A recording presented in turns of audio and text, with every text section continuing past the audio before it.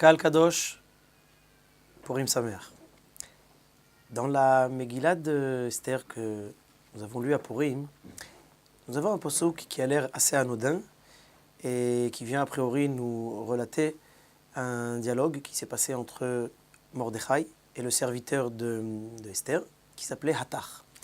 Et le passouk nous dit que lorsque, c'est le passouk qui ramène dans la Megillah, lorsque Esther, elle a vu Mordechai qui était en train d'être habillé avec des habits de deuil, avec justement il était en train de jeûner, il était en train de prier, donc elle a compris qu'il y avait quelque chose qui se passait. Et elle a justement envoyé son serviteur qui s'appelait Hatach pour essayer de savoir un petit peu et d'aller récupérer quelques informations auprès de Mordechai. Et là le pasuk nous dit Vayaged lo Mordechai et kol asher karahu. On nous dit justement que lorsque Hatach s'est adressé à Mordechai, alors on nous dit que Mordechai, il s'est justement, en s'exprimant, il a parlé et il a dit à Hatach tout ce qui s'était passé. Kol asher karahu. Mais si on fait attention, ce terme karahu, il interpelle ici les Chachamim, et les Chachamim tout de suite dans le Midrash Rabbah sur Esther, vient nous dire que ici, Mordechai ne vient pas dire tout simplement à Esther par l'intermédiaire de Hatach, voilà ce qui s'est passé, mais il y a ici un message beaucoup plus profond que l'on ne le pense. Et là nous dit le Midrash, Amarlo la Hatach lech emorla ben beno shel karahu ba alechem. Le terme karahu est assez problématique lorsque justement on sait que le mot karahu vient de la racine du mikré. Kara. Mikré, c'est-à-dire tout ce qui est lié justement au hasard. Quand on parle d'un mikré, alors tout de suite on fait allusion à la paracha, justement, la paracha de Zachor que nous venons de lire le Shabbat dernier, où on nous dit justement que le fameux Amalek, l'ennemi numéro 1 du peuple juif, celui qui s'oppose, d'accord, avec de la manière la plus farouche au peuple juif, comment il arrive et comment justement il vient porter atteinte au peuple juif, on nous dit, et c'est ce qu'on a lu Shabbat Zachor, Asher karecha baderech. Quand on dit Asher karecha baderech, ça veut dire qu'il nous a rencontrés d'une manière complètement hasardeuse. Asher karecha. Il nous a justement rencontrés, mais c'était quelque chose de complètement lié au hasard.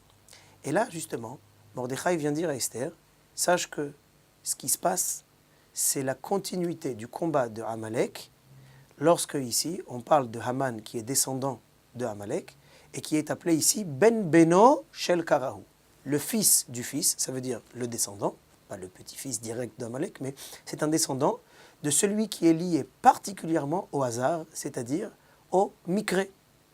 Et c'est la raison pour laquelle le pasuk nous dit Vayaged lo Mordechai et kol asher karahu.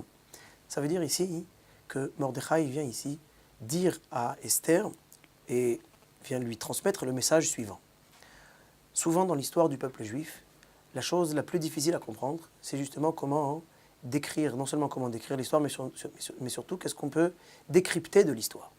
Comment comprendre justement qu'à travers l'histoire, qui est en général liée à un comportement qui est humain, mais comment voir la main de la Hashgaha, de la providence divine derrière l'histoire, et c'est tout le sens de la Megillah, et plus particulièrement de ce pasouk.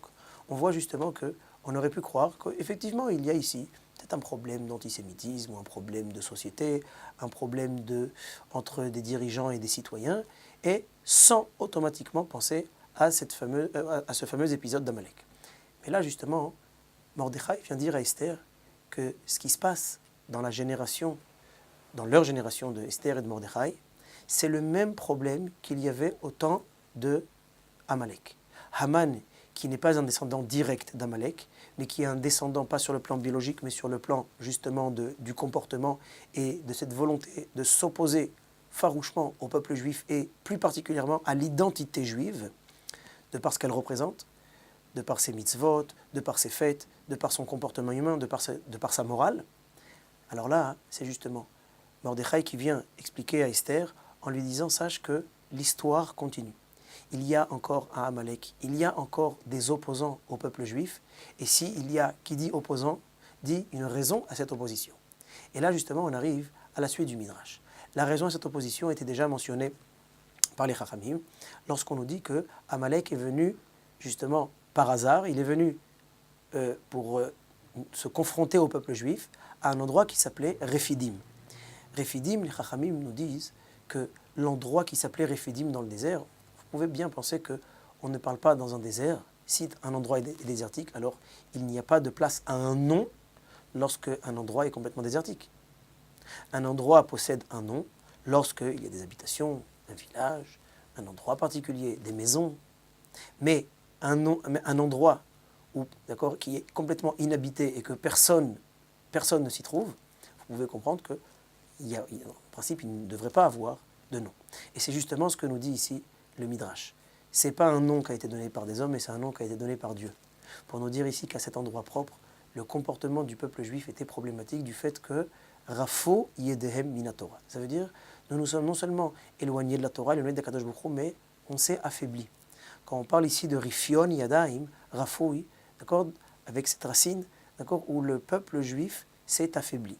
On sait que lorsqu'on est sorti d'Égypte, on était dans l'euphorie de la Géoula, on voyait la présence divine au quotidien.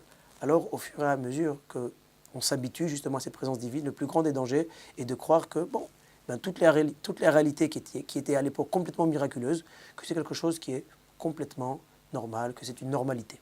Et c'est là justement tout le sens du Midrash. Ici vient Mordechai dire à Esther, ne crois pas que ce qui se passe, que cette volonté de la part de Haman d'exterminer le peuple juif, ce n'est pas quelque chose de normal comme n'importe quel ministre ou n'importe quel roi aurait voulu porter atteinte à tel ou tel peuple. Il y a ici un combat qui est beaucoup plus profond, qui est beaucoup plus élevé que ce qu'on en croit. Il y a ici un combat qui relève du spirituel. Il y a ici un combat qui est identitaire. Le Maharal de Prague expliquera dans son livre Or Hadash que Amalek, il vient toujours bémikré. Pourquoi il vient bémikré? Pourquoi il vient justement par hasard? Parce qu'il n'y a pas une vraie raison de s'opposer au peuple juif. Il y a eu d'autres sortes d'ennemis, qui étaient des ennemis, mais qui n'étaient pas comparés et qui n'avaient pas cette appellation de Amalek. Par exemple, des ennemis qui voudraient un territoire, des ennemis qui voudraient peut-être nous voler des biens. Alors, c'est une forme d'ennemi, ce sont des ennemis, mais ils ne viennent pas sans aucune raison. Amalek vient sans raison. C'est pour ça qu'on dit Asher Karecha Baderech. C'est même pas sur un territoire. C'est pour aucune raison. Il vient comme ça, en chemin. Même Amalek n'habite même pas le désert. Il vient nous chercher dans n'importe quel endroit. Et on nous dit justement, c'est le Maharal de Prague qui explique qu'il n'y a pas plus hasardeux que ce peuple qui s'appelle Amalek, qui vient sans raison. Pourquoi? Parce qu'il vient s'opposer au peuple qui a la plus grande raison d'être, c'est-à-dire le peuple juif. Si Amalek est appelé Mikré, le hasard, alors le Maharal de Prague dira que le peuple juif est appelé Etzem. Etzem, c'est l'essence même, le sens propre, le peuple par excellence, le peuple élu, le peuple choisi par Akadosh Baruch Hu, c'est justement le peuple qui a le plus de raison d'être, avec une Torah, avec un ordre divin sur terre, et avec un comportement humain, avec un comportement moral, avec un comportement spirituel qui est tout le temps guidé justement par la Torah. À partir du moment où nous oublions notre rôle, nous oublions notre responsabilité, nous oublions notre lien si fort avec Akadosh Baruch Hu, alors là, justement, ce peuple qui s'oppose le plus et qui est le plus loin d'Hachem, c'est lui justement qui vient nous rappeler au fait qui est notre véritable identité.